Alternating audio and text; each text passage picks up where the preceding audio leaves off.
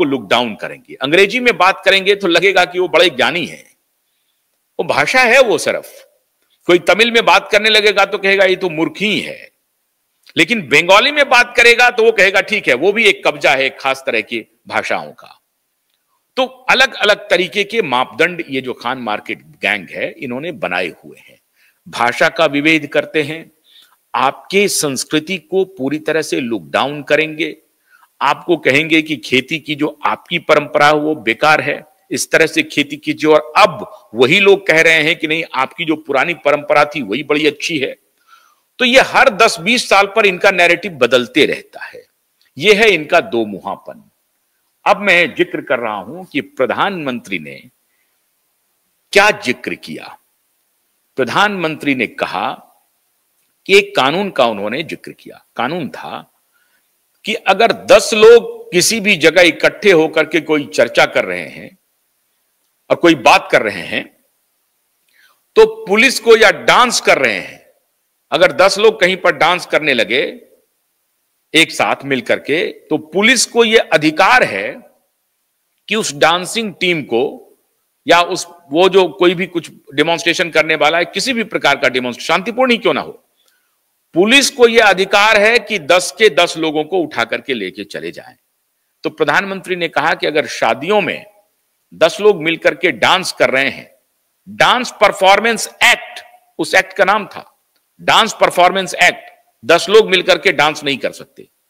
अगर 10 लोग मिलकर के डांस कर रहे हैं तो पुलिस को यह अधिकार है, गिरफ्तार करे ना करे वो अलग बात है, लेकिन पुलिस को यह अधिकार है, कानून ने अधिकार दिया है कि वो 10 को अरेस्ट कर सकती है। वाह, ऐसा कानून था। और उस कानून को डिमोलिश किया भारतीय जनता पार्टी की सरकार ने। तो प्रधानमंत्री ये कह रहे थे कि मैंने सैकड़ों कानून को एबॉलिश कर दिया है, खत्म कर दिया है, और उसमें से एक कानून यह भी था कि डांसिंग परफॉर्मेंस एक्ट के तहत अगर 10 लोग से अधिक कहीं कोई डांस कर रहा है तो पुलिस को यह अधिकार है कि वो 10 लोगों को गिरफ्तार कर सकती है बिना किसी का अनुमति लिए हुए। और इसी तरफ इशारा कर रहे थे प्रधानमंत्री जी कि क्या ये जो लुटियन और खान मार्केट गैंग है, जो अपने को सो कॉल्ड एलीट कहते हैं, बड़े इन्फॉर्म्ड कहते हैं, तो क्या इस तरह के एक्ट के बारे में इन्हें जानकारी नहीं थी? और अगर जानकारी थी तो चुप क्यों थे, मौन क्यों थे? यह सवाल बहुत गंभीर है। और उन्होंने कहा कि अगर इस एक्ट की जानकारी इस लुटियंस गैंग को नहीं थी तो यह शर्मनाक है, और थी उसके बाद ये लुटियंस गैंग मौन थे, ये भी शर्मनाक है।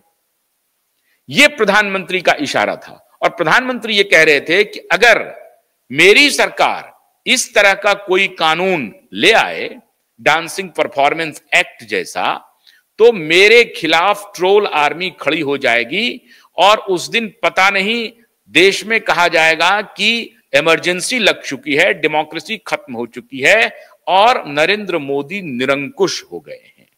लबुलवा प्रधानमंत्री का यह था कि अगर मैं इस प्रकार का कोई कानून ले आऊं तो पूरे देश में बवाल हो जाएगा, और ये जो इकोसिस्टम है वो सड़क पर आकर के कहेंगे कि देश का जनतंत्र खत्म हो गया, नरेंद्र मोदी तानाशाह हो गए हैं, निरंकुश हो चुके हैं, आओ सड़क पर सारे लोग निकल जाओ, नरेंद्र मोदी को रोको।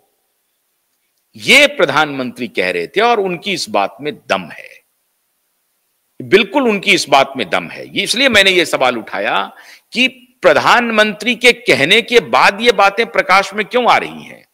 मुझे नहीं जानकारी थी तो मैं कहता हूं कि चलिए भाई, मैं इस मामले में अल्पज्ञ हूं, लेकिन जिन्हें जानकारी है, जो दावा कर रहे हैं सर्वज्ञ होने का, जो अल्पज्ञ हैं वो तो है ही हैं, लेकिन जो सर्वज्ञ होने का दावा कर रहे हैं, उन्हें यह नजर क्यों नहीं पड़ी, उनकी नजर ऐसे कानून पर क्यों नहीं गई? उन्होंने क्यों नहीं कहा कि डांसिंग परफॉर्मेंस एक्ट को साहब एबॉलिश किया जाना चाहिए? और ये 77 साल से ये कानून चलते आ रहे थे, जिसको मोदी सरकार ने, भारतीय जनता पार्टी की सरकार ने, एनडीए सरकार ने एबॉलिश किया, खत्म किया। अब ये सेहरा अगर प्रधानमंत्री अपने माथे बांधना चाहते हैं तो उनको बांधना ही पड़ेगा। लेकिन अब मेरे जैसे पत्रकार अगर रहेंगे तो प्रधानमंत्री को एक सवाल भी पूछेंगे। साहब जरा सुनिए, 2 सवाल उसी प्रधानमंत्री से, जिस प्रधानमंत्री की मैं तारीफ कर रहा हूं, उसी प्रधानमंत्री को ये आलोचना नहीं है, ये समालोचना है। समालोचना और आलोचना में एक फर्क है। और जो आलोचना पॉजिटिव आलोचना हो और समभाव से हो, मतलब मैं कोई ऐसा भाव नहीं रख रहा हूं कि प्रधानमंत्री ने जो कुछ कहा उसके खिलाफ खड़ा हो जाना है। जो लोग ये बात कहते हैं कि नहीं सत्ता के खिलाफ सवाल पूछना चाहिए, मैं उनसे सवाल पूछ रहा हूं और मेरे आप उदाहरण को कोट कर सकते हैं।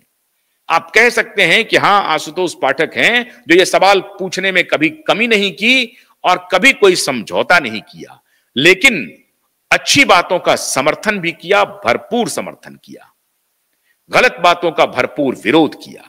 तो आज मैं फिर आपको एक उदाहरण दे रहा हूं कि यही प्रधानमंत्री हैं जो अभी चुपके से एक बिल ले आए थे और उस बिल में उन्होंने एक अमेंडमेंट कर दिया कानून में कि अगर दवा कंपनी भारत में कोई ऐसी दवा बनाती है जिसका बड़ा एडवर्स इफेक्ट होता है तो उनका जो पहले जो पनिशमेंट था उस पनिशमेंट में बहुत ढील दे दी गई है।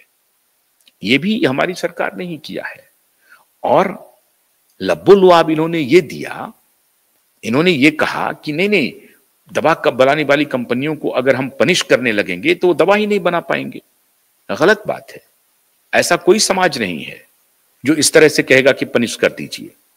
गलतियां हो सकती हैं, लेकिन इस आड़ में उनको इम्यूनिटी मिल जाए और वो हर प्रकार के कुकर्म और गलत कर्म करके निकल जाएं, ऐसा कोई हो सकता है समाज? ये काम हुआ है।